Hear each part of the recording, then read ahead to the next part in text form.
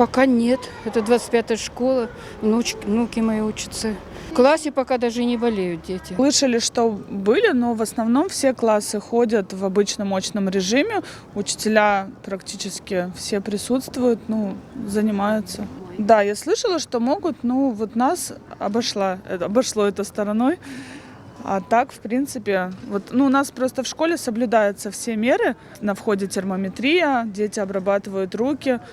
В классах они рециркуляторы, они ходят обедать по графику, установлен график, различные входы у детей, выходы.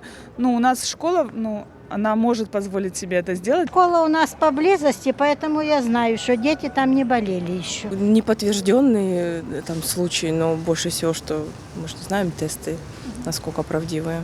Наверное, да, скорее всего, да. Были вроде бы, да. Мы не встречали. Вроде не слышали, не встречали. Деток нет. Лично я не встречала, мои знакомые.